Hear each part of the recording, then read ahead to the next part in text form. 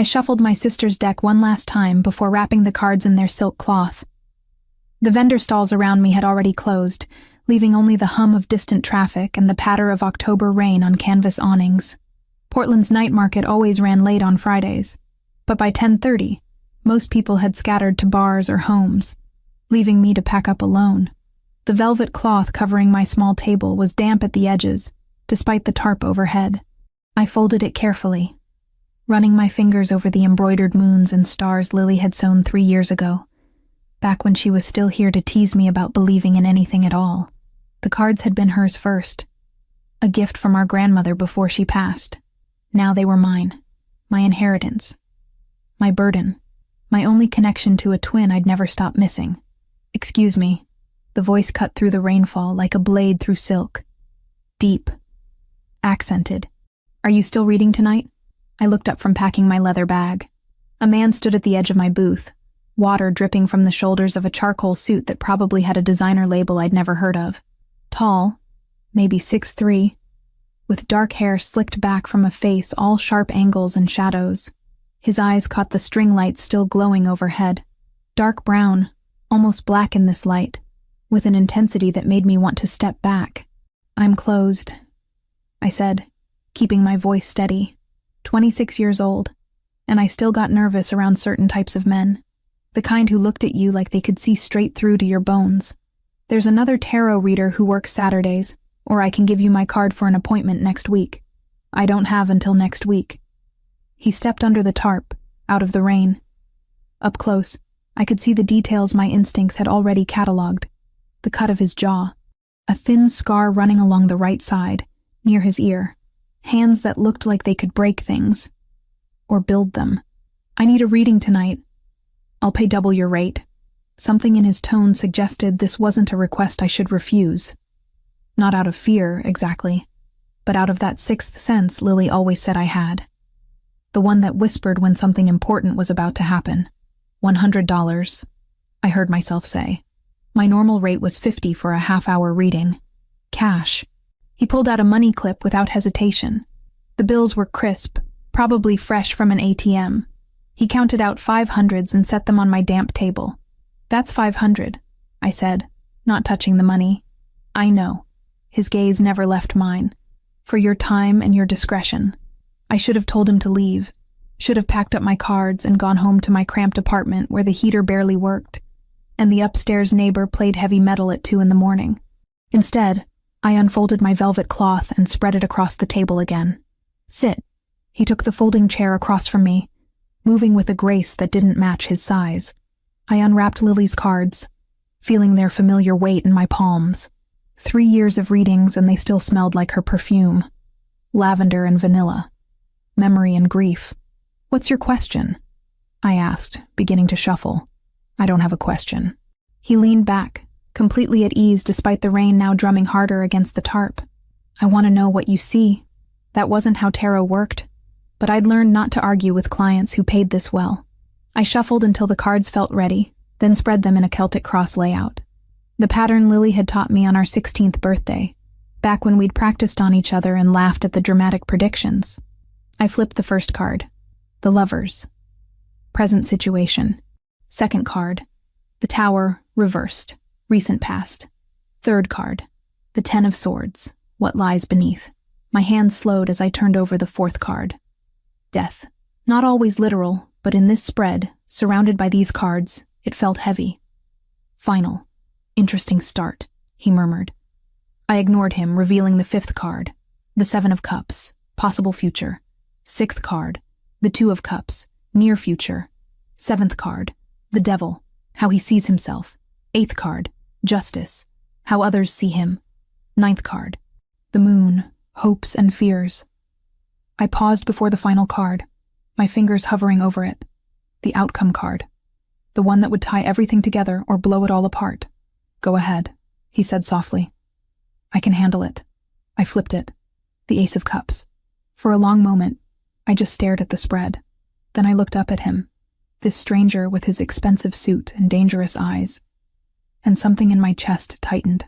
You're in the middle of a war, I said slowly, interpreting what the cards showed me. The tower in your past means something you built came crashing down. Violently. You're still dealing with the betrayal that caused it. I gestured to the Ten of Swords. Someone close to you. Multiple someones. He didn't confirm or deny, just watched me with that unnerving stillness. Death here doesn't mean you're going to die, I continued, though I wasn't entirely sure I believed that. It means transformation, an ending that leads to a beginning. But the devil suggests you're trapped in a cycle of power and control. You think you're in charge, but something has its claws in you. And the rest? His voice gave nothing away. I touched the Two of Cups, then the Lovers. Love, soon, maybe already happening without you realizing it. The Two of Cups in your near future, and the Lovers in your present, both pointing to the same thing. A connection, a partnership. The Ace of Cups as your outcome confirms it. New emotions, a new beginning, something pure in the middle of all this darkness. The rain had picked up, drowning out the city sounds. We were alone in a bubble of lamplight and storm, and I realized my heart was racing. You're going to fall in love, I said, meeting those dark eyes. Soon, maybe tonight. He was quiet for a long moment. Then his mouth curved into something that wasn't quite a smile, but held too much knowledge to be anything else. I know. The way he said it sent ice down my spine. Not threatening, just certain, like he'd already seen this future and accepted it. The moon card, I pressed on, needing to finish the reading and get away from him, shows your fear. You're afraid of illusion, of not seeing clearly, of being deceived again. And justice means the world sees you as someone who demands balance. An eye for an eye. You have power, but you use it according to your own code. Very perceptive. He stood, buttoning his suit jacket with one hand. Your name? Hannah. I didn't know why I answered. Hannah Evans. Hannah Evans. He repeated it like he was committing it to memory. I'm Mateo. Just a first name. No last name offered.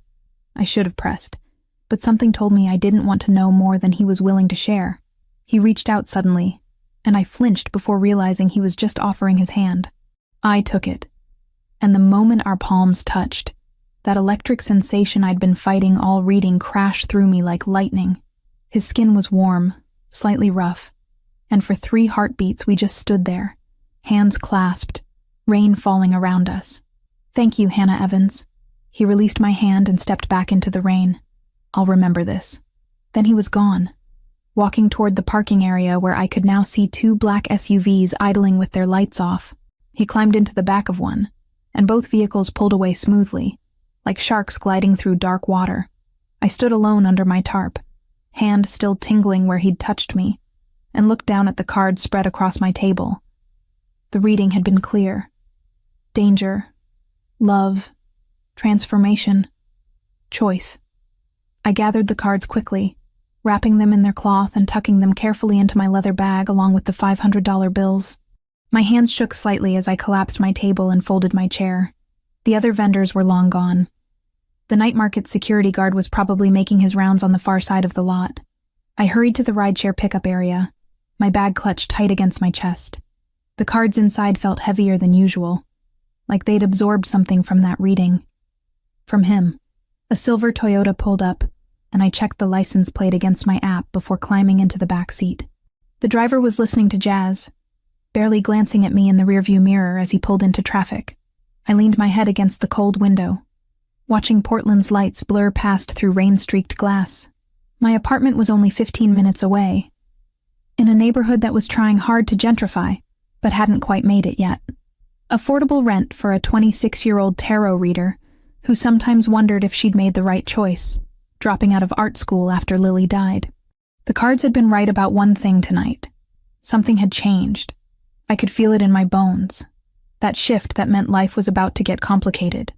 I just didn't know how complicated until Monday morning, when everything I thought I understood about safety and danger would shatter like glass. The weekend crawled by in a haze of regret and curiosity. I'd spent Saturday morning tracking down my rideshare driver from Friday night, who'd found my jacket wedged between the back seat cushions. He met me at a gas station to return it, clearly annoyed but accepting the $20 tip I pressed into his hand. By Monday morning, I'd almost convinced myself to forget about the man with dark eyes and dangerous certainty. Almost. The Bridgetown Cafe sat 3 blocks from my apartment, tucked between a vintage record store and a yoga studio that smelled perpetually of sandalwood. I'd claimed my usual corner table by 11, laptop open, nursing a cappuccino while pretending to update my website. In reality, I was scrolling through apartment listings, trying to figure out how to afford anything better than my current situation without working 3 readings a day. The cafe was one of those neutral spaces where everyone coexisted peacefully. Artists working on portfolios, students cramming for exams, business people having informal meetings. The owner, a 60-year-old woman named Patricia, had a strict policy about respecting others' space and privacy. No loud phone calls, no aggressive sales pitches, just coffee and courtesy. That's probably why they chose it. The bell above the door chimed at 11:15. 4 men walked in, and every instinct I'd inherited from years of reading people went on high alert. They moved with purpose, scanning the room before settling at a table near the window. Business casual clothing that somehow looked more dangerous than protective. One was older, maybe early 40s, with silver threading through dark hair. The others were younger, built like they spent serious time in a gym. And then he walked in. Matteo. My breath caught. I ducked behind my laptop screen, cursing myself for choosing this cafe, this day, this table with a direct line of sight to where they were sitting. He wore a different suit today, charcoal gray instead of black, and he carried himself with that same controlled grace that had made me nervous on Friday night. He didn't see me, or if he did, he didn't acknowledge it. I should have left, should have closed my laptop, grabbed my bag, and walked out before whatever was about to happen unfolded. But I was frozen, watching as they ordered espressos and bent their heads together in conversation. The silver-haired man was talking, gesturing occasionally toward what looked like a map spread across their table. Matteo listened, his expression unreadable. One of the younger men kept checking his phone, thumb scrolling with increasing frequency. Something about his body language felt wrong, twitchy, nervous in a way that didn't match the other's calm. I couldn't hear their words from where I sat, but I caught fragments. Territory. Expansion. The name of a street I recognized from the industrial district. References to people I didn't know, but whose names carried weight in the way they were spoken. Then the nervous one stood abruptly, phone still in his hand. He muttered something about taking a call, and headed toward the bathroom. Matteo watched him go, and for just a moment, suspicion flickered across his face. That's when I heard it. The screech of tires outside, car doors slamming. The cafe's front window exploded inward. Glass, everywhere. Screaming. The sharp crack of gunfire so loud it turned the world into cotton and chaos. I hit the floor without thinking, my laptop clattering off the table. Someone nearby was crying. Patricia was shouting for everyone to get down. I looked up through the haze of confusion and saw Matteo on his feet, the table overturned, his men moving with military precision to form a protective barrier. More gunshots. Wood splintering. The espresso machine behind the counter erupted in a shower of steam and metal. Then Matteo's eyes found mine across the ruined cafe, and everything stopped. He crossed the space in 3 strides, dropping beside me just as another volley of bullets tore through what remained of the window. His body covered mine, one arm coming around my shoulders, the other braced against the floor. He smelled like expensive cologne and adrenaline. "Don't move," he said against my ear, voice steady despite the hell breaking loose around us. I felt the impact of something hitting my right arm. Sharp. Burning. When I looked down, blood was spreading across the cream-colored sweater I'd worn to feel professional. A long shard of glass protruded from just below my elbow, dark red already soaking into the fabric. "You're hit." Matteo pulled back slightly, assessing the damage with a clinical eye that suggested he'd seen worse. Much worse. "I'm fine." My voice shook, betraying the lie. The gunfire stopped as suddenly as it started. I heard engines roaring, tires squealing as vehicles sped away. Sirens wailed in the distance, growing closer. Around us, the cafe looked like a war zone. Shattered glass covered every surface. Bullet holes peppered the walls. Patricia crouched behind the counter, Phone pressed to her ear, giving someone our address. Mateo helped me sit up, his hands surprisingly gentle as they steadied me. The silver-haired man appeared at his side, speaking rapid fire in what might have been Italian. Mateo responded in the same language, then switched to English. "Franco, get the car. Now, bring her with us." "Wait, what?" I tried to pull away, but the movement sent fire shooting up my arm. "I'm not going anywhere with you. I need an ambulance. The police are coming." "The police can't help you." Mateo's eyes locked onto mine, and I saw something there that terrified me more than the bullets had. "You saw their faces. The shooters. How many were there?" My mind replayed those awful seconds. 3 men. Asian features. Matching black jackets. One had a tattoo on his neck, a symbol I didn't recognize. I'd seen them clearly through the window before it exploded. 3, I whispered. 3 witnesses they'll need to eliminate. Mateo stood, pulling me up with him. "Franco, the car. I'll handle the rest." "My friend," I said suddenly, remembering Gabriella and her shop 2 neighborhoods over. Gabriella Turner. She owns Crystal Visions on Hawthorne. If they know who I am, if they followed me here, Franco. Mateo cut me off with a single word. The silver-haired man nodded and pulled out his phone, already dialing as he headed for the exit. "I'm sending 2 men to her location now," Franco called back. "She'll be protected." "You don't understand," I said, trying to make sense of what was happening through the shock and pain. "I don't know anything. I was just having coffee. I didn't hear anything important. You don't need to hear anything."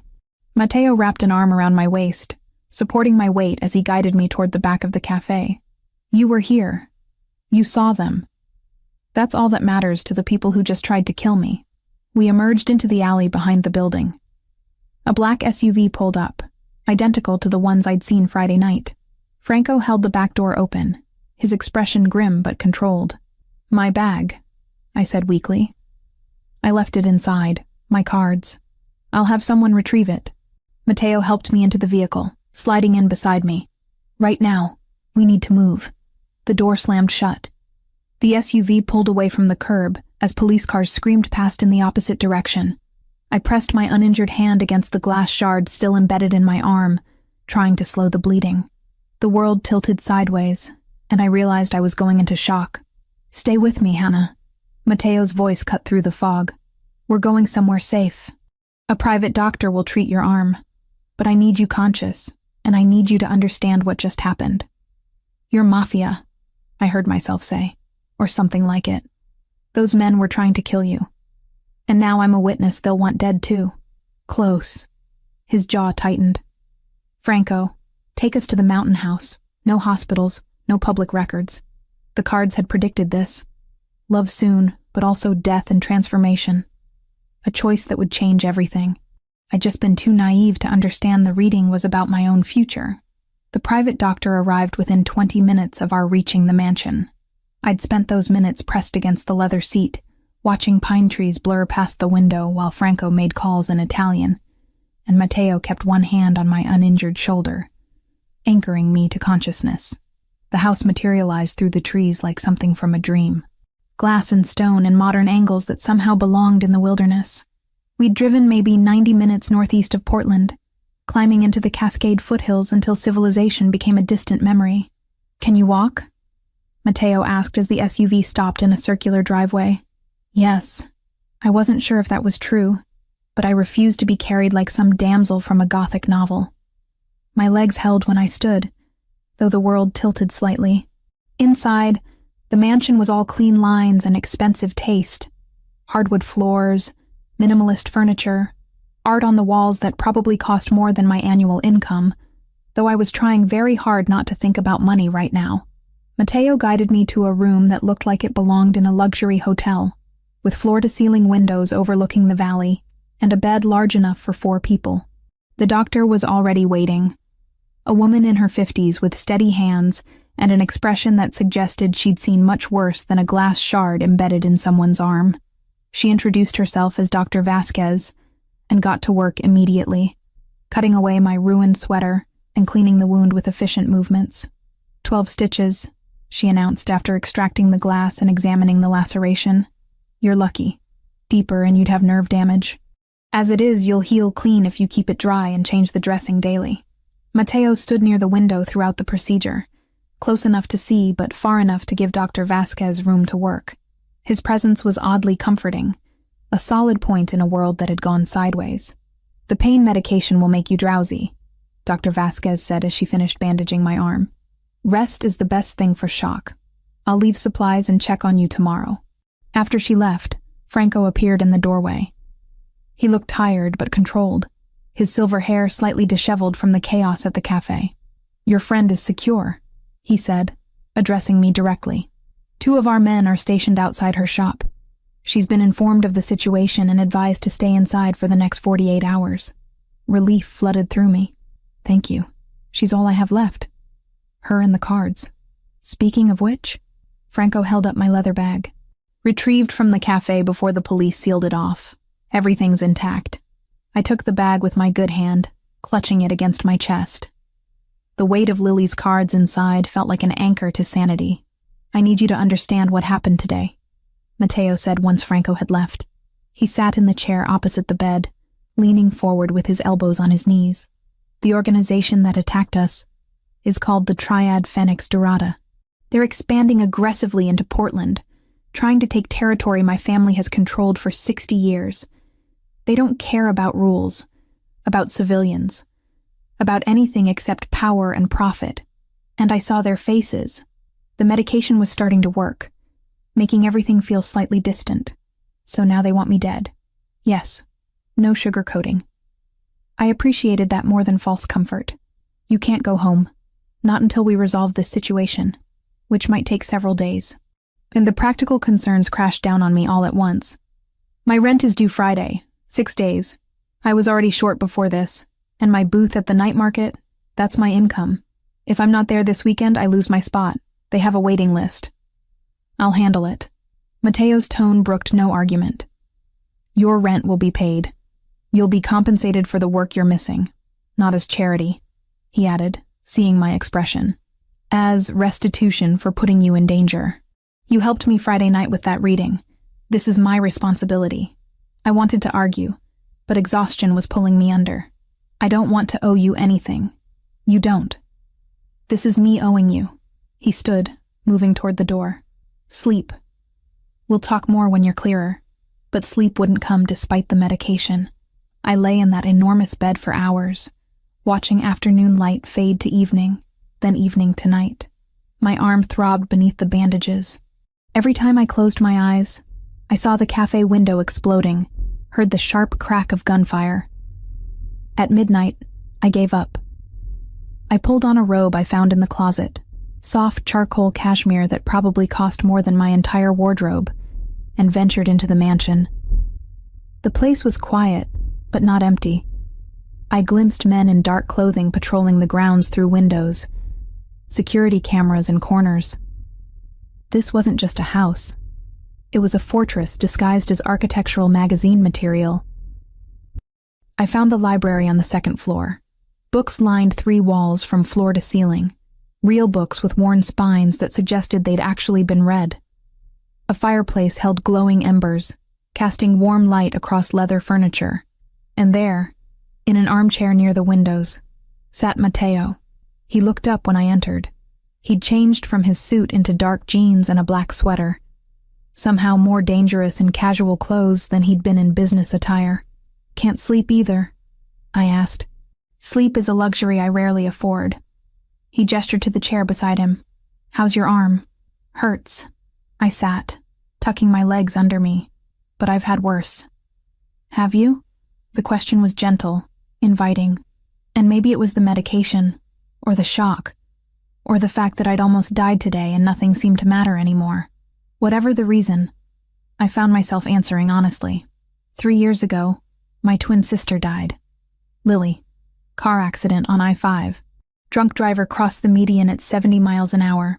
The words came easier than I expected. She died instantly. I was driving, walked away with a broken collarbone and cuts that needed 42 stitches total.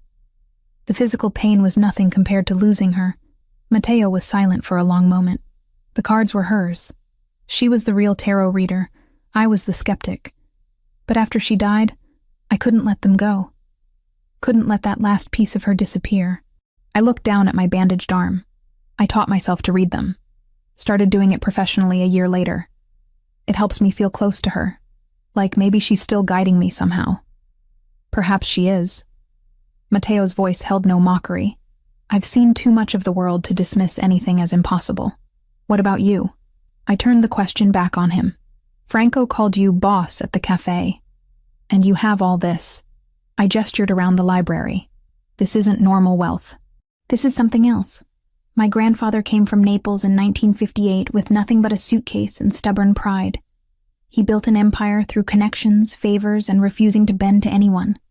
When he died, my father inherited. When my father died 6 years ago, I inherited. I was 28, too young, too unprepared, but there was no one else. No siblings.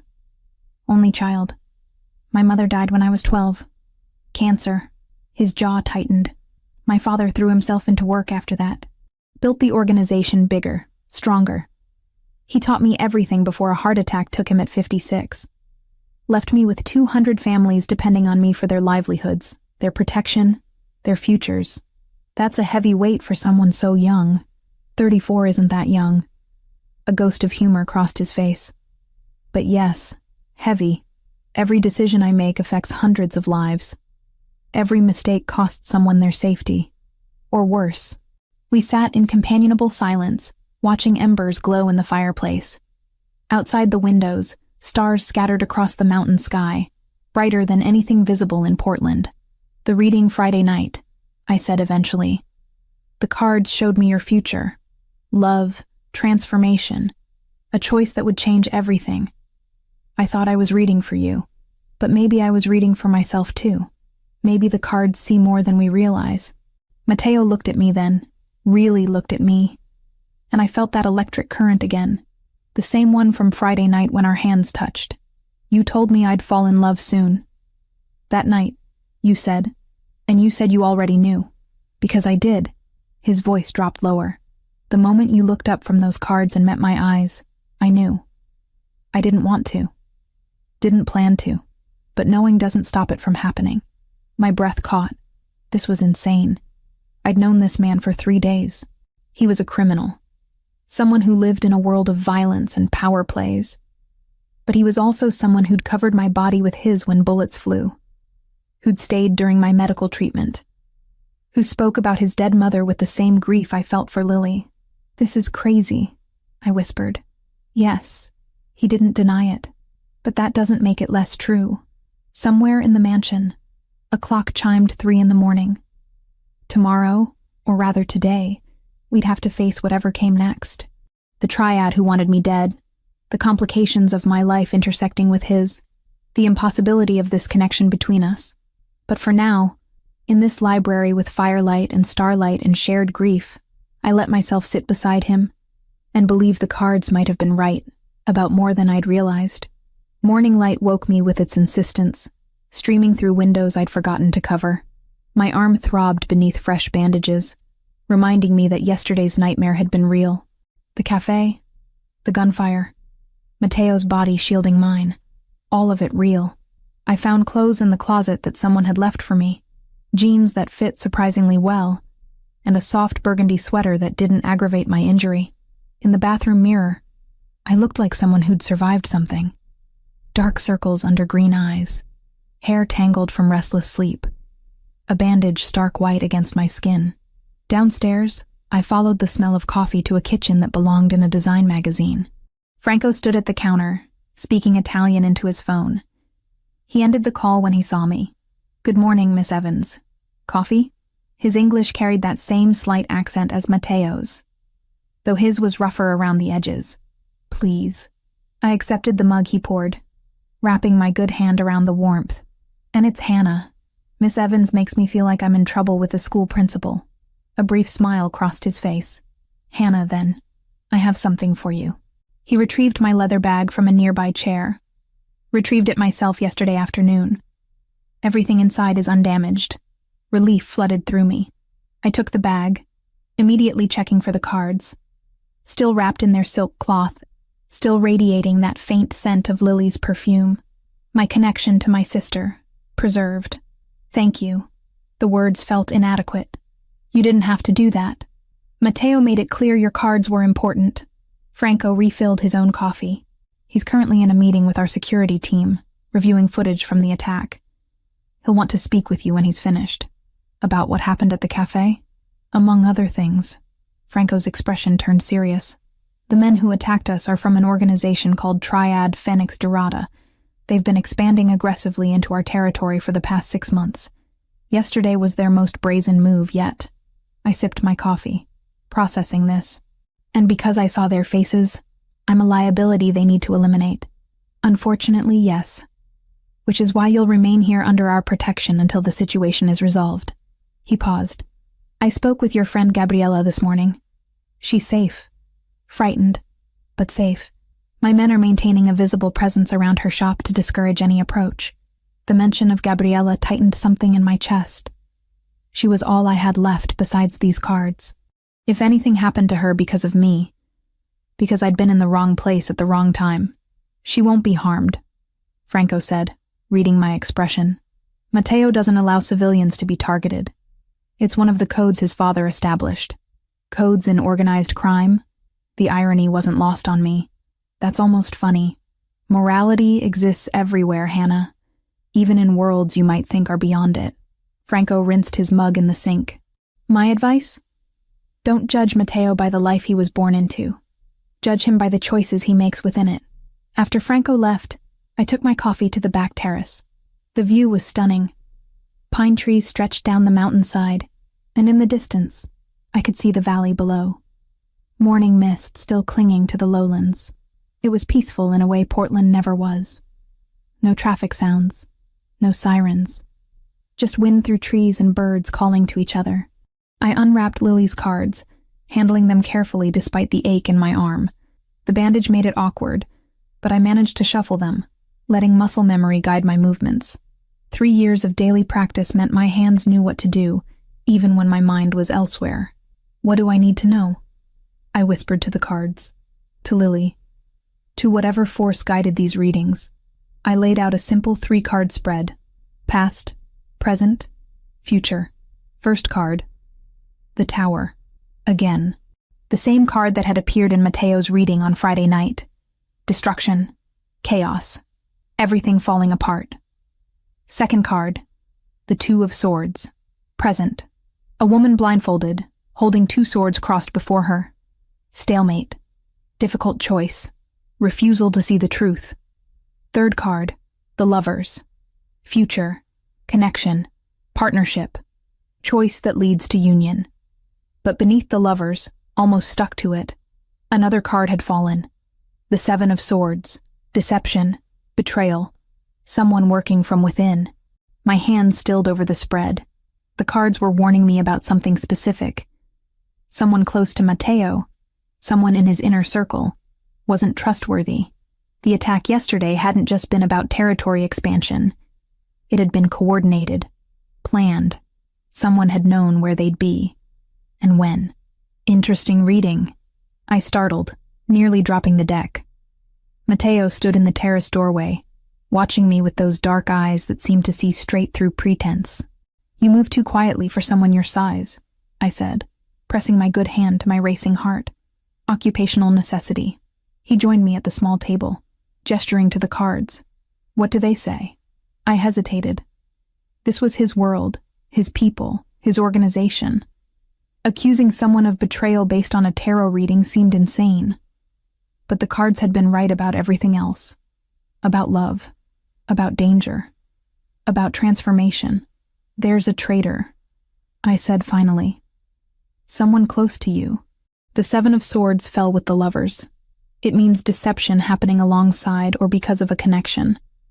And the 2 of Swords in my presence suggests I'm avoiding seeing something clearly. Or maybe you are. Matteo leaned back in his chair, his expression unreadable. Tell me about yesterday. The man at the cafe who left right before the attack. What do you remember about him? I closed my eyes, replaying those moments. Young. Maybe 25. Dark hair. He was checking his phone constantly. more than the others. And when he left to take a call, he looked nervous. Not scared nervous, guilty nervous. His name is Anthony Lombardi. He's been with our family for 3 years. His father worked for mine. Matteo's jaw tightened. Franco's investigating him now, based on what you said. If Anthony sold us out to the Triad, if he's responsible for nearly getting you killed, what will you do to him? I asked quietly. What needs to be done? His tone left no room for misunderstanding. Which is? Exile at minimum. Death if he cost us lives. He met my gaze directly. I won't lie to you about who I am, Hannah. I won't pretend this world has room for mercy when someone betrays the people depending on them for safety. I should have been horrified. Should have demanded he take me home immediately, consequences be damned. But I thought about what Franco had said. Judge him by his choices. And Matteo's choice was to protect the people loyal to him, even if that meant harsh justice for those who weren't. My father taught me 3 rules. Matteo continued. Never involve civilians unless absolutely necessary. Never harm women or children. Never betray family. And never forgive those who do. He gestured to the cards spread between us. Your sister's deck keeps showing you truth. Maybe you should trust it. I do trust it. I gathered the cards carefully, my arm protesting the movement. That's what scares me, because it also showed me the lovers. You and I, somehow connected in all this chaos. Would that be so terrible? Yes.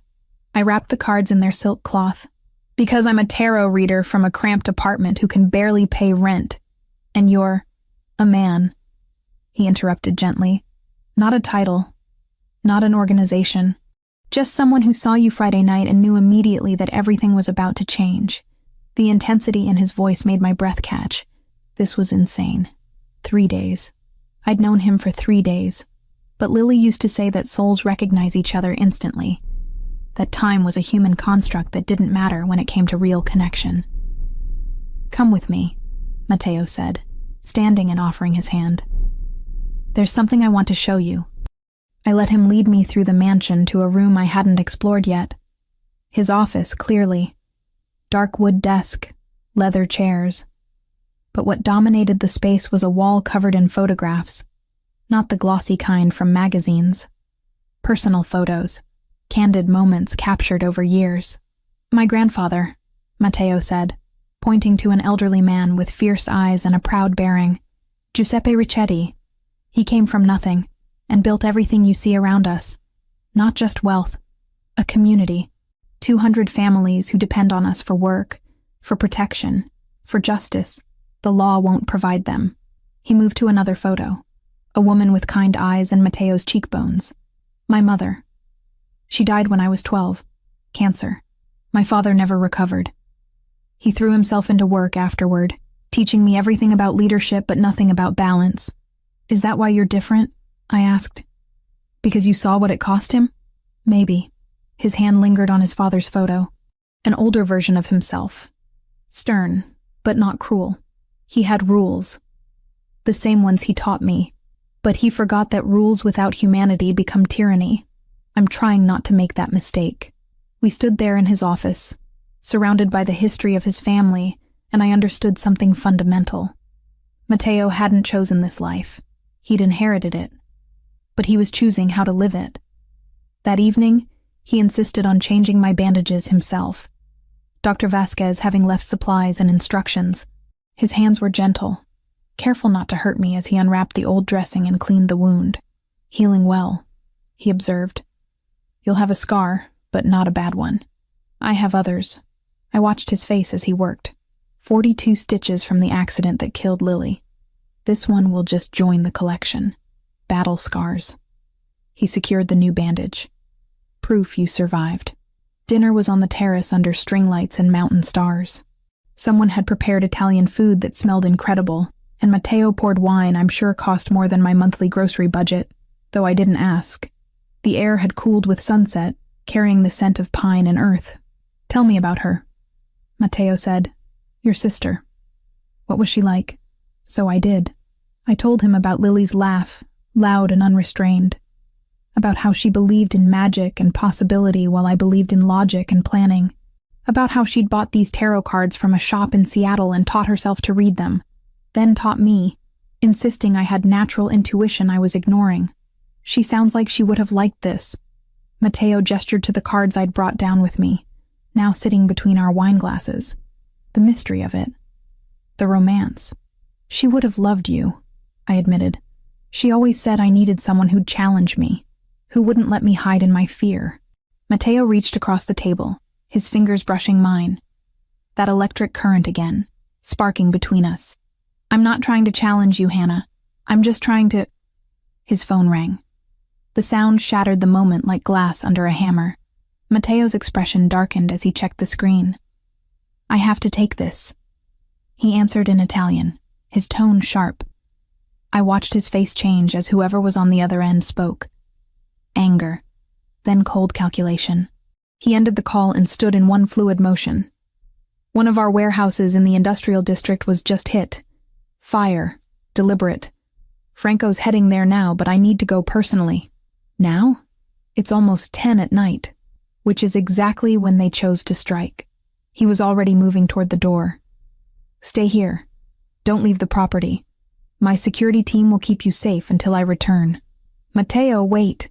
I stood, following him. What if this is what they want? What if they're trying to draw you out into the open? He paused, looking back at me. Something flickered in his expression. Surprise, maybe. That I'd thought of that. It's a possibility I've considered. His hand came up, cupping my face briefly. The touch was warm, grounding. But some things require my presence. This is one of them. Then he was gone, and I was left standing on the terrace with wine going cold and cards that whispered warnings I didn't know how to interpret. The 7 of Swords. Betrayal from within. I looked down at the spread still laid out on the table. The cards hadn't lied yet. And if they were right about a traitor, then Matteo walking into a burning warehouse might be exactly what someone wanted. I couldn't just sit there and wait. Not with the cards spread on the table showing me warnings I'd ignored before. The 7 of Swords. Betrayal from within. And Matteo was driving straight into a situation that felt choreographed. I found one of the security guards patrolling near the terrace. Young, maybe 25, with the same watchful expression they all wore. I need to get to the warehouse, I said. The one that's burning. Where Matteo went. He blinked at me like I'd asked him to fly. Miss Evans, Mr. Ricchetti gave explicit orders that you remain here. If we go as controlled bait. 2 support cars, a fallback route, and counter-surveillance. Your intuition about the 7 of Swords stands. We act on it, but with a plan, and I'm explicitly ignoring them. I crossed my arms, wincing as the movement pulled at my bandaged arm. You can either drive me, or I'll find my own way there. Your choice. 5 minutes later, I was in the back of an SUV with 2 very unhappy security guards who'd apparently decided protecting me meant following me into whatever stupidity I was committing. The drive back down the mountain felt longer than the trip up had been, every turn reminding me this was probably the worst decision I'd made in a series of increasingly poor choices. The warehouse district looked exactly like what it was. Industrial buildings hunched against the night sky, separated by cracked pavement and chain-link fences. Smoke billowed from a structure near the waterfront, orange flames visible through broken windows. Fire trucks had arrived, their lights painting everything in stuttering red and white. I spotted Franco immediately, standing with several men near a black SUV. He saw me approaching, and his expression went from surprise to resignation in the span of a heartbeat. He's going to be very unhappy you're here, Franco said. He'll get over it. I hoped that was true. Where is he? Franco gestured toward the warehouse. Inside. We've secured the perimeter. The fire was deliberately set, but whoever did it is long gone. Or still inside, I said quietly. Waiting. Something in my tone made Franco look at me more carefully. You know something. The cards warned me. Betrayal from within. Someone close to Matteo. I met his eyes. It's Anthony Lombardi, isn't it? The man from the cafe. You've been investigating him. Franco's silence was confirmation. He pulled out his phone, fingers moving rapidly across the screen. Anthony was supposed to be here tonight, setting up security protocols. But his phone's been off for 2 hours, and no one's seen him since this afternoon. That cold certainty settled in my stomach. He's the one who told the triad where Matteo would be. At the cafe. And now this fire is bait. Franco finished my thought, already moving. Stay with the guards. Don't move from this spot. But I was already following him toward the warehouse entrance. My guards had no choice but to come with me, flanking me like reluctant shadows. Inside, the building was a maze of shipping containers and wooden pallets. Smoke hung in the air, acrid and choking. Water from the firefighters' hoses pooled on concrete floors. I heard voices deeper in the warehouse. Matteo's, distinctive even raised in anger. And another voice, younger, defensive, pleading. We rounded a corner and found them. Matteo stood with 3 of his men, surrounding Anthony Lombardi. The young man looked terrified, backed against a shipping container with nowhere to run. Blood trickled from his nose, and his shirt was torn. But he was alive, conscious, talking. I didn't have a choice, Anthony was saying, words tumbling over each other. They had photos of my sister. They knew where she worked. Said they'd hurt her if I didn't cooperate. So you sold out your own people. Matteo's voice was ice. You told them where we'd be. 3 of our associates are dead because of you. And Hannah. He stopped, seeing me standing there. His expression shifted through several emotions too quickly to name. You're supposed to be at the house. The card said you'd need me here. I stepped forward, ignoring Franco's attempt to stop me. They were right, weren't they? Matteo's jaw tightened, but he didn't argue. Instead, he turned back to Anthony. Finish what you were saying about your sister. The triad. They approached me 6 weeks ago. Showed me pictures of Sophia leaving her apartment, her office, the gym. Said it would be easy. Just tell them your schedule, where you'd be meeting. Small things. Anthony wiped blood from his face with a shaking hand. I thought I could control it. Thought I could protect her. But they kept asking for more. And tonight? Franco asked from beside me. The fire? They told me to disable the alarm system. Make sure the building would be empty. I thought they just wanted to destroy property. Anthony looked directly at Matteo. I swear, I didn't know they'd try to trap you inside. When I realized what they were planning, I tried to warn you. But my phone was confiscated by my men 2 hours ago when we traced the leak back to you. Matteo's tone gave nothing away. You're a traitor, Anthony. Your father served my father for 20 years. You grew up in this family, and you betrayed every single person who trusted you. The silence that followed was suffocating. I watched Matteo, trying to gauge what he'd do next. In the library last night, he'd talked about his father's rules. Never forgive betrayal, but he'd also said he was trying to be different, trying to balance justice with humanity. Your sister, I said suddenly, addressing Anthony directly. Sophia, where is she now? Anthony's eyes widened. Home, I think. They said if I cooperated tonight, they'd leave her alone. Franco, Matteo said without looking away from Anthony. Send men to Sophia Lombardi's address. Protective detail. Round the clock until this situation is resolved. Relief flooded Anthony's face, followed immediately by confusion. I don't understand. You're a traitor and a coward, Matteo said flatly.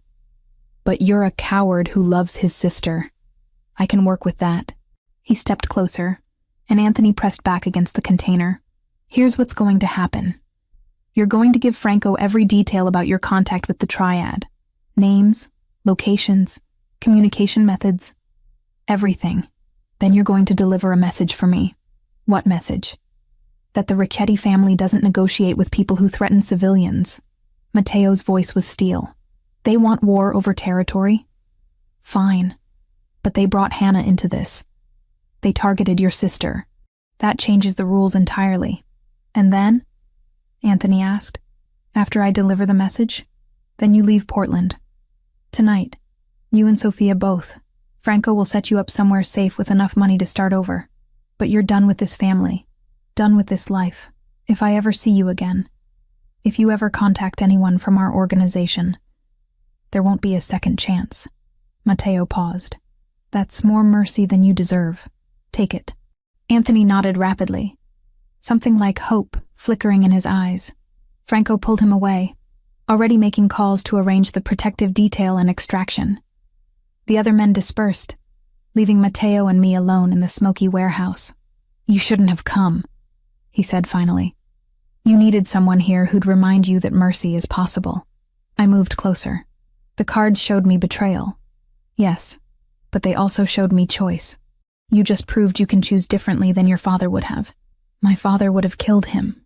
Matteo's hand came up, fingers ghosting over my cheek. Maybe he was right. Maybe mercy is weakness in this world. Or maybe mercy is the only thing that keeps you from becoming exactly like the people you're fighting against. I turned my face into his touch. Anthony made terrible choices, but he made them out of love for his sister. You understood that. You honored it. He still betrayed us. Got people killed. I know. I did know. There wasn't a simple answer here. No clear line between justice and mercy. But you also just saved 2 lives tonight. Anthony's and Sophia's. That has to count for something. Matteo studied me in the dim light filtered through smoke and shadows. You see things in me I'm not sure actually exist. I see who you're trying to be. I touched his chest, feeling his heart beat beneath my palm. That's more real than who you were born to be. The kiss happened like gravity, like something inevitable finally allowed to occur. His mouth on mine, careful at first, then deeper as I pressed closer. He tasted like smoke and determination. His hand steady on my waist, pulling me against him. Every nerve in my body came alive. 3 days of tension and fear and impossible connection finally finding outlet. When we broke apart, breathless, his forehead rested against mine. "We should get out of here," he murmured. "Before the fire marshal starts asking questions I can't answer." The drive back to the mansion was quiet, but it was the comfortable kind of silence. Matteo's hand found mine in the darkness, fingers lacing together. Outside the windows, Portland gave way to wilderness, city lights fading to starlight. At the mansion, we stood in the entry hall facing each other. Everything from the past 3 days hung between us. The tarot reading that had predicted this. The cafe attack that had thrown us together. The conversations in the library at 3 a.m. His mercy toward a traitor. This kiss that had changed everything. "I'm falling for you," I said. The honesty felt dangerous and necessary. I know it's insane. I know it's been 3 days. But Lily used to say that souls recognize each other instantly. That time doesn't matter when it comes to real connection. Your sister was wise. Matteo's hand came up, cupping my face. "I told you Friday night that I already knew. When you said I'd fall in love soon, I knew you were right. Because I'd already started falling the moment you looked up from those cards. This is complicated. Yes. I'm not part of your world. Not yet." His thumb brushed across my lower lip. "But you're choosing to be. Right now. In this moment." He was right. I was choosing this. Choosing him. Choosing to believe the cards had brought us together for a reason that transcended logic and safety, and every sensible thing I'd ever believed about my own life. When we kissed again, it was different. Slower. A promise instead of a question. And when he led me upstairs to his room, when we fell into sheets that smelled like cedar and starlight, when his hands learned my scars, and I learned the geography of his, it felt like the most natural thing in the world. Later, with dawn approaching and Matteo asleep beside me, I thought about transformation. About how the Tower card meant everything falling apart so something better could be built. About how the Lover's card meant choice. Always choice. And I'd made mine. 3 days ago, I'd been a tarot reader struggling to pay rent, living half a life in memory of my dead sister. Now I was lying in a mafia boss's bed, having chosen impossible love over safety, having witnessed mercy in a world built on violence, having become someone Lily would have recognized better than I recognized myself. The cards had been right about everything. Love, danger, transformation, choice. And we were only halfway through the story they'd started telling. I woke to morning sun and an empty bed. The sheets beside me still held Matteo's warmth, but he was gone. A note rested on his pillow, black ink on cream paper in handwriting that matched his personality. Precise, controlled. Situation developed overnight. Triad retaliated against 2 of our safe houses. No casualties, but I need to handle this personally. Stay at the mansion. Franco has orders to protect you. Back by noon. M. I touched the paper, tracing the single initial at the bottom. 34 years old, and he still signed notes like a teenager trying to be mysterious. The thought made me ache with affection I had no business feeling after 4 days. 4 days. That's all it had been since Friday night's tarot reading. Less than a week. And my entire world had restructured itself around this man and his impossible life. My arm throbbed as I dressed, reminding me that yesterday's violence was still healing. The bandage needed changing. Dr. Vasquez had left supplies, and I managed it one-handed, examining the neat line of 12 stitches bisecting my forearm. Another scar for the collection. Lily would have called it a badge of survival. She'd been good at reframing trauma into triumph. God, I missed her. Missed having someone who knew me well enough to tell me when I was being stupid. And falling for a mafia boss? That definitely qualified as stupid. I found Franco in Mateo's study, surrounded by phones and laptops, coordinating what looked like a small army. He glanced up when I entered, his expression weary but alert. Morning. Coffee's in the kitchen. Mateo left instructions that you're to have whatever you need. What I need is information. I crossed to the windows overlooking the valley. The note said retaliation. How bad? 2 safe houses hit with incendiaries around 4 this morning. Buildings are total losses, but everyone got out. The triad is escalating. Franco rubbed his face, suddenly looking every one of his 42 years. Anthony's message was delivered last night. Apparently they didn't appreciate being told we won't negotiate. Guilt twisted in my stomach. This war had intensified the moment I walked into that cafe. The moment I saw those shooters' faces. I need to see Gabriella. That's not advisable. I don't care. I turned from the window, meeting Franco's eyes. She's my best friend. The only family I have left besides these cards. If the triad knows about her, if they're watching her shop, I need to see for myself that she's okay. Franco studied me for a long moment. Then he sighed. Mateo's not going to like this. Mateo isn't here. I crossed my arms, wincing as the movement pulled at my healing wound. And I'm not asking permission. I'm going. You can either arrange secure transport or I'll find my own way. You're as stubborn as he is. But Franco was already reaching for his phone. Give me 20 minutes to arrange the detail. And Hannah? If anything happens, if I tell you to move, you move. No questions. Understood? Understood. The drive back to Portland took 90 minutes, 2 SUVs bracketing the one I rode in with Franco. Morning traffic was heavy, giving me too much time to think. About Mateo's hands on my skin last night. About the choice I'd made. About what Lily would say if she could see me now. She'd probably quote some passage about following your heart off a cliff. That was Lily. All poetry and passion, while I'd been spreadsheets and caution.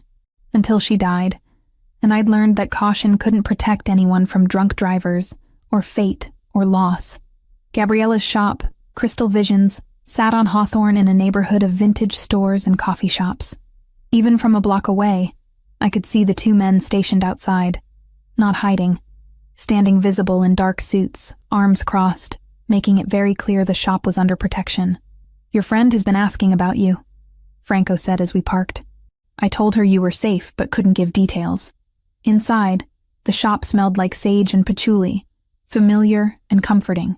Gabriella emerged from behind a display of healing crystals, and relief flooded her face when she saw me. Hannah. She crossed the space in 3 steps, pulling me into a hug that made my arm protest. What the hell is happening? These men show up Tuesday saying you're in danger, that I need to stay inside, that I shouldn't talk to anyone I don't know. I know. I'm sorry. I held her tight with my good arm. It's complicated. Complicated? She pulled back, taking in my bandaged arm, the exhaustion that probably showed on my face. You look like you've been through a war. Something like that. I glanced at Franco, who'd positioned himself near the door, scanning the street. Can we talk in the back? Her office was cluttered with inventory and paperwork, crystals sorted by type in plastic bins. Gabriella shut the door and turned to me with an expression that demanded truth. Start talking. So I did. Not everything. Not the parts about Matteo that felt too private, too new. But the rest. The tarot reading on Friday. The cafe attack. Being taken to his mansion for protection. The triad who wanted me dead for being a witness. Jesus, Hannah. Gabriella sank into her desk chair. This is insane. This is actually insane. You need to go to the police. And tell them what? That I witnessed an attempted mob hit, and now I'm hiding with the target? I shook my head. The police can't protect me from this. But Matteo can. Matteo. She said his name like it tasted wrong. The man who runs organized crime in Portland. That Matteo. It's not that simple. It never is. She stood, pacing the small office. But Hannah, you're in love with him. I can see it. 4 days, and you're already in so deep you can't see straight. Maybe. I wasn't ready to deny it. But the cards showed me this path. Lily's cards. And they haven't been wrong about anything yet. Gabriella's expression softened. She knew what those cards meant to me. Lily would want you safe. Lily would want me living. I touched my bandaged arm. Not just surviving. Actually living. Taking risks. Choosing passion over safety. That's what she always said I needed to do. Before Gabriella could respond, Franco's voice cut through the door. Hannah, we need to leave. Now. The urgency in his tone had me moving instantly. Gabriella followed as we emerged into the shop's main floor. Franco was on his phone, speaking rapid Italian, his free hand resting on something beneath his jacket. A weapon. He was reaching for a weapon. What's wrong? I asked. Possible tail spotted 2 blocks out. We're leaving. He ended his call, already moving toward the back exit. Out the rear. Move. Gabriella grabbed my good arm. Be careful. I will. I hugged her quickly. Stay inside until those men tell you it's safe. The alley behind the shop smelled like garbage and rain. Our SUV pulled up, engine running, another already positioned to follow. Franco hustled me into the back seat, sliding in beside me. Where's the third vehicle? I asked, noticing we were one short. Blocked in by traffic. They'll catch up. But Franco's expression suggested he didn't believe that. We pulled onto Hawthorne heading east, toward the freeway that would take us back to the mountains. Morning shoppers crowded the sidewalks. Cafes were full. Everything looked normal. Safe. That should have been my first warning. The black sedan appeared from a side street doing at least 60. It clipped our rear quarter panel hard, sending us spinning. I grabbed the oh shit handle, my injured arm screaming protest. Franco braced against the seat, already shouting into his phone. More vehicles. 2 more, surrounding us, cutting off escape routes. The rear window exploded. Gunfire, close and deafening. Our driver jerked the wheel, trying to break free, but we were boxed in, trapped.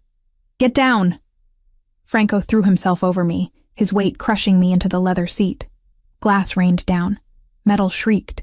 Someone was screaming, might have been me. Then I felt Franco jerk against me. Once. Twice. The impact of bullets finding flesh. His breath hitched, sharp with pain. Franco! I tried to see his face, but he was too heavy, pinning me down. Stay down, he gasped. Blood soaked through his jacket. Dark red spreading fast. Just stay. Our driver slammed the accelerator. The SUV lurched forward, scraping against the sedan before breaking free. More gunfire followed us, bullets punching through metal, but we were moving. Away. Toward safety. How bad? I managed once we'd put distance between us and the attack. Franco had shifted slightly, allowing me to breathe. Shoulder. His face was pale, jaw locked against pain. I'll live. But blood kept spreading. Too much blood. My brain switched into the mode it had learned 3 years ago when Lily bled out in my arms while I waited for ambulances that came too late. I'd taken every first aid course available after that, learned pressure points and tourniquets, and how to keep someone conscious through shock. Driver, pull over, I commanded. We need to keep moving, Franco protested. You need to stop bleeding. I was already pulling off my sweater, leaving me in just a tank top. 30 seconds. That's all I need.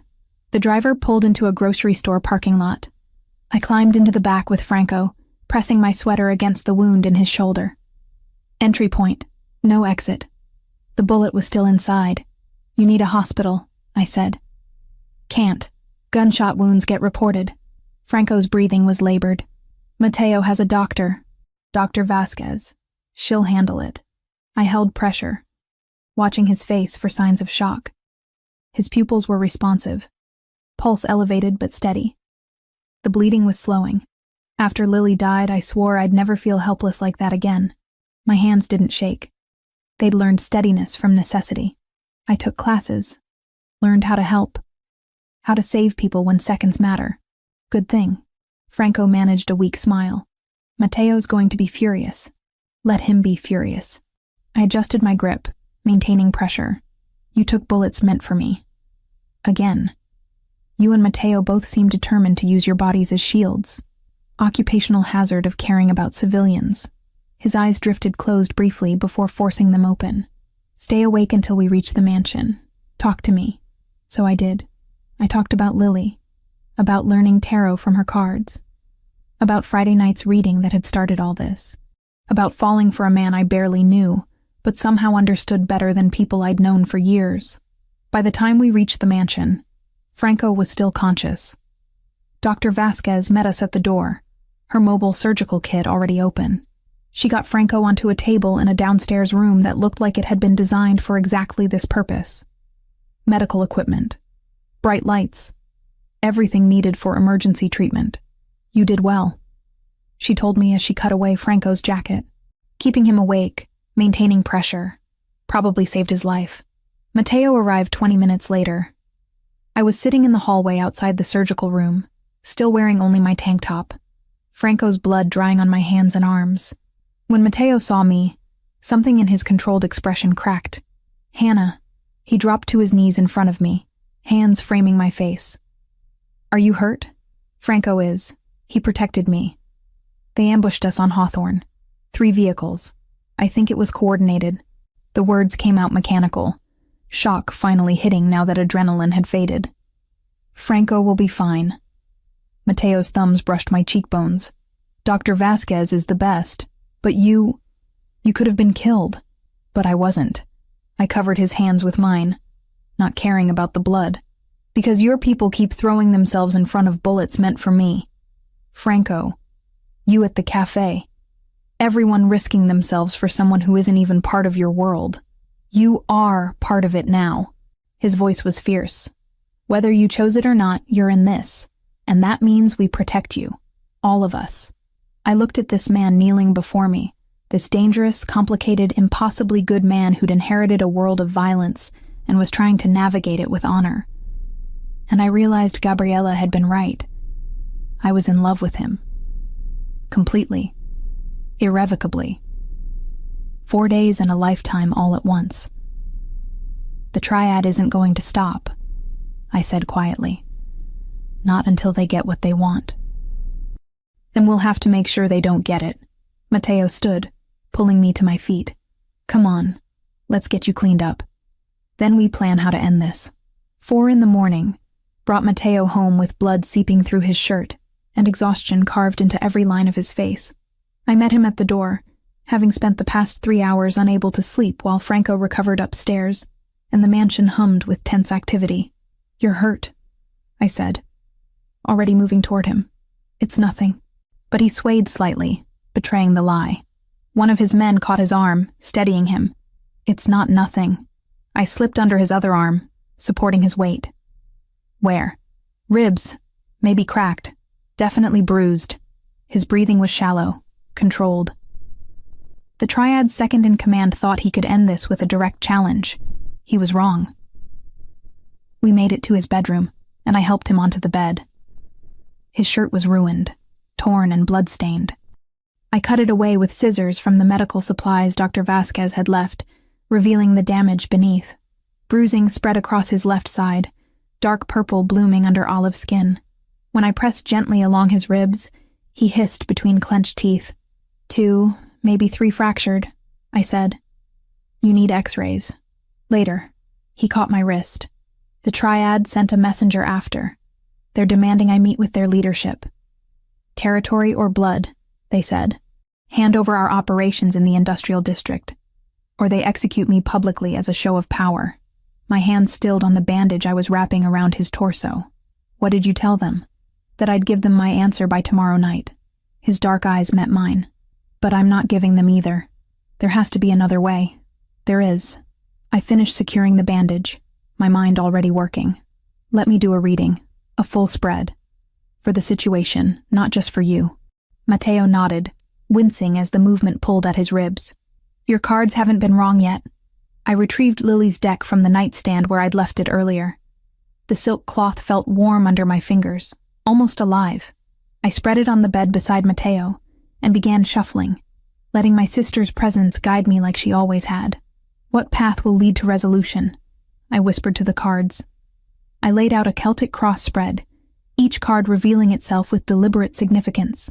The King of Swords in the present position, justice, clear thinking, and strategy. The Five of Wands reversed in the recent past. Conflict that had escalated unnecessarily. The Three of Cups in the near future. Alliance, celebration, unity. But it was the advice card that made me pause. The Hierophant, tradition, established power structures. Mediation through respected authority. There's your answer, I said, touching the Hierophant. You need a mediator. Someone both sides respect. Someone who can broker peace without either of you losing face. Who? Matteo's voice was rough with pain and skepticism. The Triad won't listen to anyone in my organization. And I won't trust anyone in theirs. I thought about the conversations I'd overheard over the past days. References to other families. Other organizations that maintained neutrality in territorial disputes. Then I remembered something Franco had mentioned in passing. The Irish, I said. The O'Sullivan family. Franco mentioned them once. Said they maintain neutrality, that they don't take sides in wars between other organizations. Matteo's expression shifted, considering. The O'Sullivans control the docks. They have agreements with everyone because everyone needs access to shipping. They're powerful enough that no one wants to antagonize them, smart enough to stay out of conflicts that don't concern them. Would they mediate? Possibly. He sat up slowly, one hand pressed to his bandaged ribs. If we approach it correctly, if we can convince them there's benefit to brokering peace rather than letting this war escalate. A knock interrupted us. Franco stood in the doorway, his arm in a sling, face pale but determined. I heard voices. What's the plan? Hannah suggested bringing in the O'Sullivans as mediators, Matteo said. What do you think? Franco considered for a long moment. It could work. Seamus O'Sullivan is pragmatic. He won't want a full-scale war disrupting operations at the docks. And the Triad uses his shipping routes too. He has leverage over both of us. Then we call a meeting, Matteo decided. Emergency council at 6. We present the option to the family leadership. If they agree, I contact Seamus this morning. By 6, the mansion's conference room was full of men who looked like they hadn't slept in days. 10 of them, ranging in age from late 20s to early 60s. Matteo's inner circle. The people who'd built and maintained his family's operations for decades.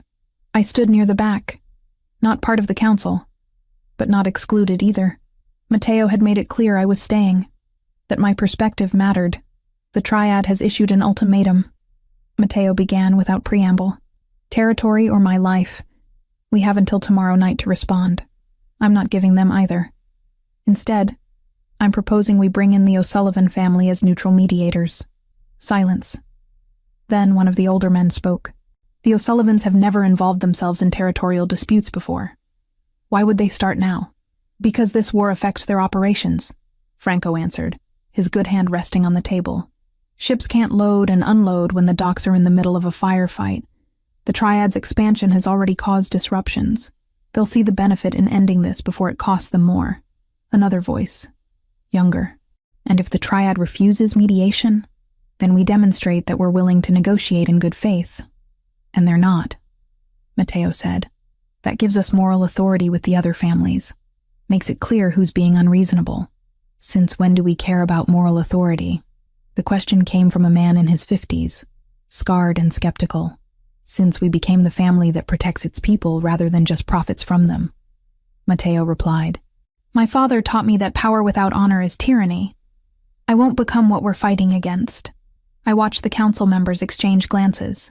Some looked convinced, others uncertain, but no one openly opposed the plan. This was the tarot reader's idea, the skeptical man said, nodding toward me. Why should we trust cards to guide strategy? Because those cards predicted everything that's happened so far. I spoke up before Mateo could defend me. They showed betrayal from within. We found Anthony. They showed violence escalating. 3 safe houses burned. They showed a path through alliance and mediation. That's what I'm suggesting now. You don't have to believe in tarot to recognize pattern recognition when you see it. The man studied me for a long moment. Then, surprisingly, he smiled. Fair point. If the cards have been right about everything else, might as well listen this time too. The vote was unanimous. Mateo would contact Seamus O'Sullivan and request mediation. If the triad agreed, they'd meet on neutral ground. If they refused, at least they'd tried the diplomatic approach first. After the meeting dispersed, I found Mateo on the terrace despite the early hour and his injuries. Dawn was breaking over the mountains, painting everything gold and amber. You should be resting, I said, joining him at the railing. So should you. He turned toward me, and in the morning light I could see how exhausted he was, how much this war had cost him. The first reading you gave me, Friday night. Do you remember what the cards showed? Love, danger, transformation, choice. I leaned against the railing beside him. All of it came true. The lovers and the 2 of Cups. Death meaning transformation. The Tower showing destruction. Even the 7 of Swords revealing Anthony's betrayal. And the Ace of Cups as the outcome, Mateo added. New beginnings. Pure emotion. That was you. Walking into my life and changing everything I thought I understood about what I wanted. I looked down at my bandaged arm, thinking about how much had changed in less than a week. Lily always said the cards don't predict fate. They show possibilities. Paths we can choose if we're brave enough. Your sister was wise. She was reckless and passionate and believed in magic even when the world gave her every reason not to. I touched the silk-wrapped deck in my pocket. I used to think I was the logical one, the practical twin. But after she died, I realized she'd been right all along. Life is too short not to choose the impossible things, the dangerous love, the transformative risk, the path that scares you most. Is that what this is for you? Mateo asked quietly. The path that scares you most? Terrifies me, I admitted. But it's also the first time since Lily died that I've felt actually alive instead of just surviving. So yes, I'm choosing it. I'm choosing you. This impossible situation. This war. All of it. His hand found mine, fingers lacing together. All those predictions from Friday's reading came true. Love, betrayal, transformation. But the outcome card. That Ace of Cups. It's not finished yet. That's still ahead of us. New beginning, I said. After all this resolves, after the triad situation ends and your people are safe again, that's when we figure out what this becomes. I already know what it becomes. His free hand cupped my face, thumb brushing my cheekbone. It becomes everything. You become everything. You can't know that. It's been 5 days. I knew it in 30 seconds. His voice carried absolute certainty. The moment you looked up from those cards and told me I'd fall in love soon.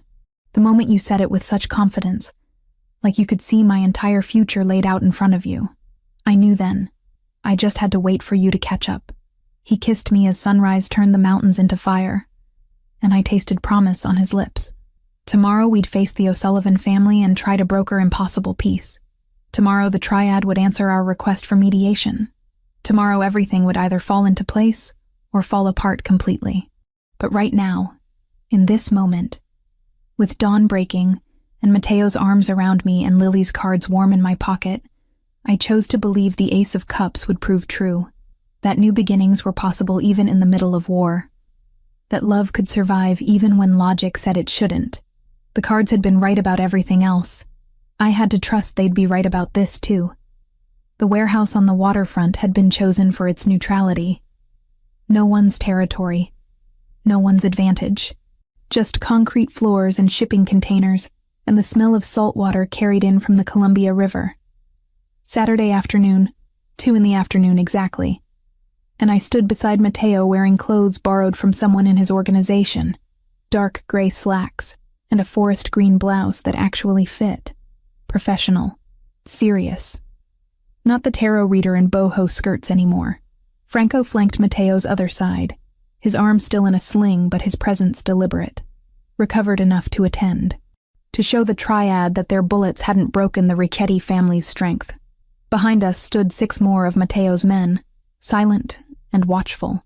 Across the warehouse floor, the triad Phoenix Dorada had assembled their own delegation.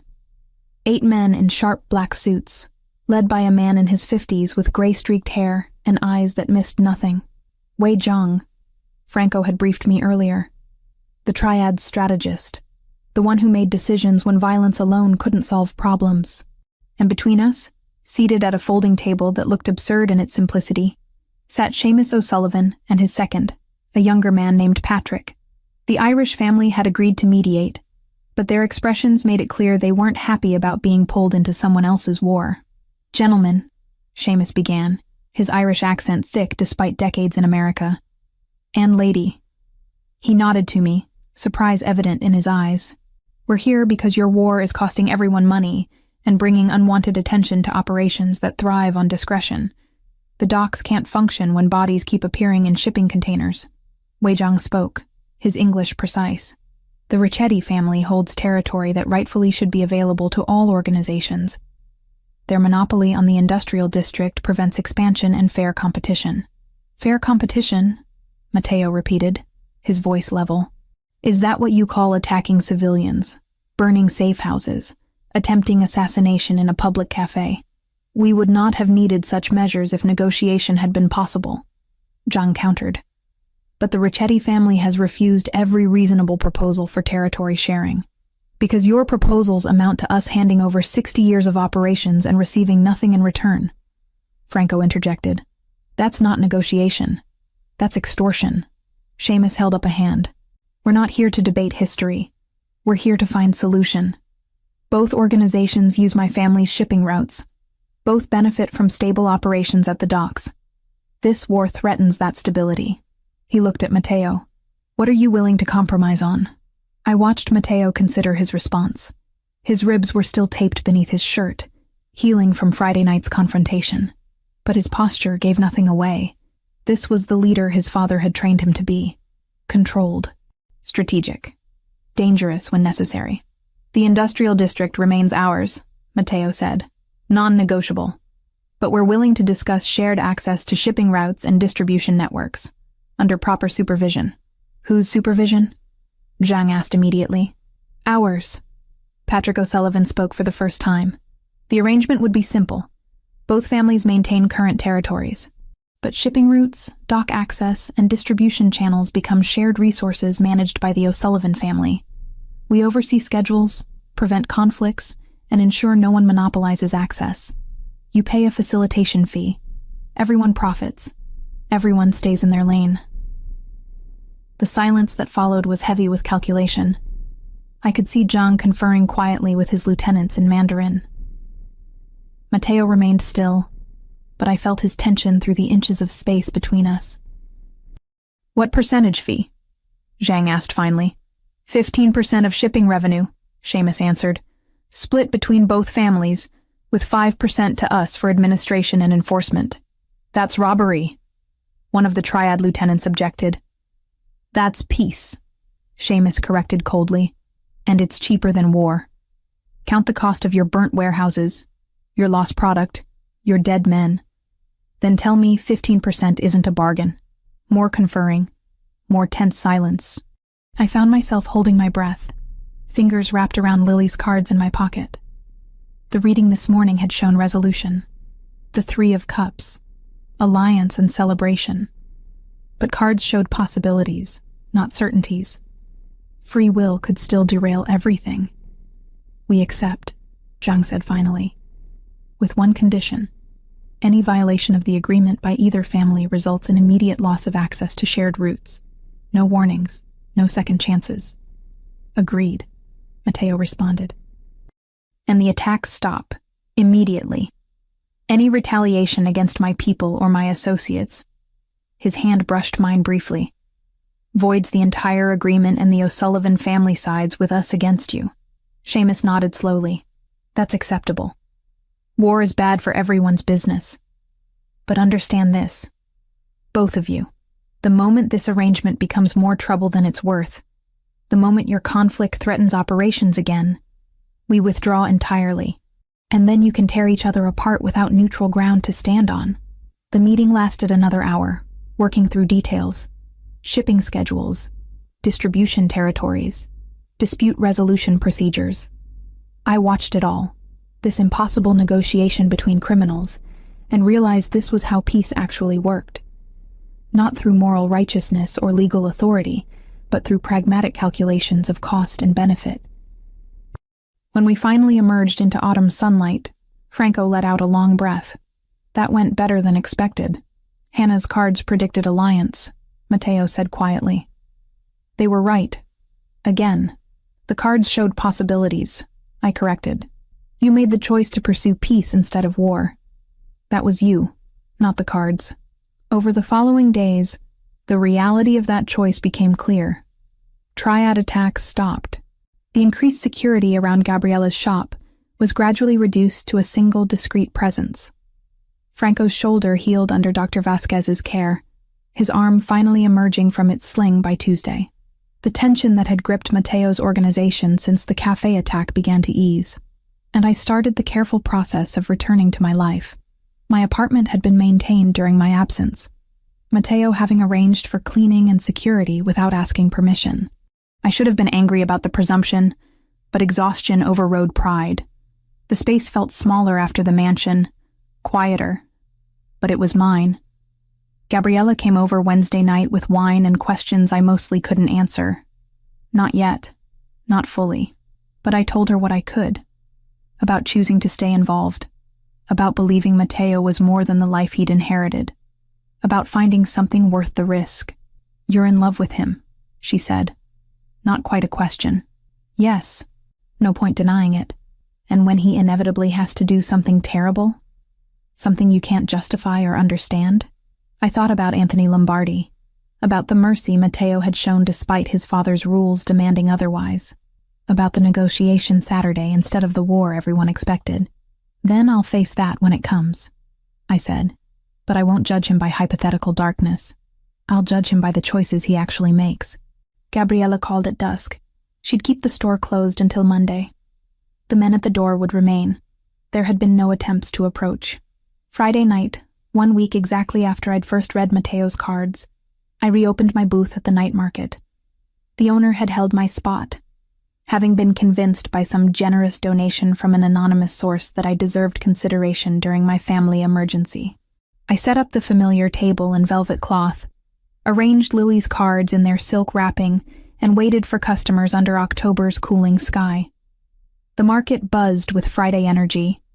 Vendors calling out specials, musicians playing on street corners, the smell of food trucks mixing with rain on the wind.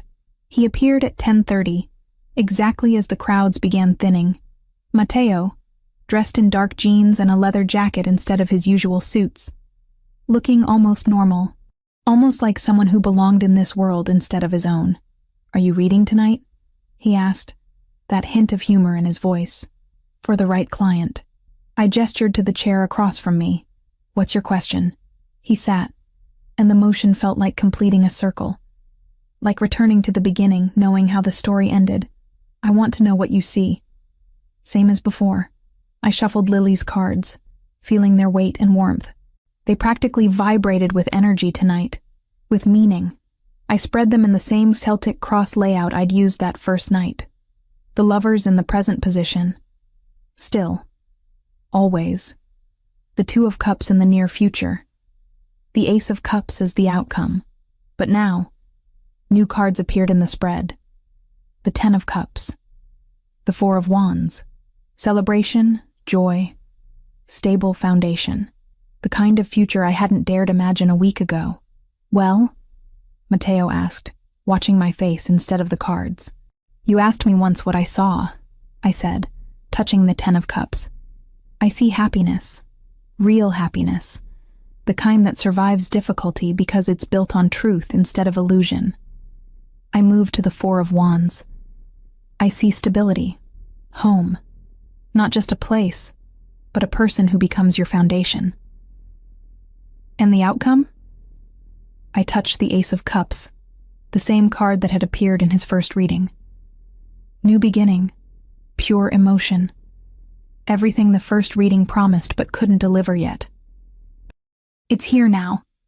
Ready. Waiting. Matteo reached across the table, his hand covering mine on the cards. I told you I knew. That first night, I told you I already knew I'd fall in love. You did. I laced my fingers through his, but I had to catch up. Have you? Yes. The certainty in that single syllable surprised me. 1 week. 8 days since Friday night's reading. A lifetime compressed into moments of violence and choice and impossible connection. I love you. I choose this. I choose us. Whatever that becomes. He stood, circling the table to pull me to my feet. Around us, the market continued its Friday rhythm. People laughing. Vendors closing up. Musicians playing their final sets. And in the middle of it all, we stood together while October rain started to fall. The cards were right, Matteo said against my hair, about everything. Cards show possibilities. We made them real. I pulled back slightly, looking up at his face. The face I'd seen across a table 1 week ago, and somehow recognized instantly. Together. Lily's voice echoed in my memory. Time doesn't matter when souls recognize each other. Choose passion over caution. Live instead of survive. She'd been preparing me for this moment for years. Through every reading, every lesson, every shared belief in magic and fate, and the courage to follow impossible paths. Later, as we packed up my booth together, as Matteo's discreet security maintained their invisible perimeter, as Friday night gave way to Saturday morning, I thought about transformation, about how the Tower card meant destruction that cleared space for rebuilding, about how every prediction from that first reading had manifested in ways I couldn't have imagined. Love found, betrayal revealed, violence endured, choice made, and now, new beginning, emerging from ashes. I was a tarot reader who'd fallen for a mafia boss, who'd witnessed murder and mediation, who'd chosen dangerous love over safe solitude, who'd learned that morality existed in shades of gray, that logic couldn't navigate but instinct somehow could. And standing there in Portland rain with Lily's card safely wrapped and Matteo's hand in mine, I knew I'd choose it again, every time, in every possible future the cards could show me, because some loves are worth the impossibility. Some transformations require destruction first. Some beginnings only come after everything else falls apart. The cards had known all along. I'd just needed time to understand.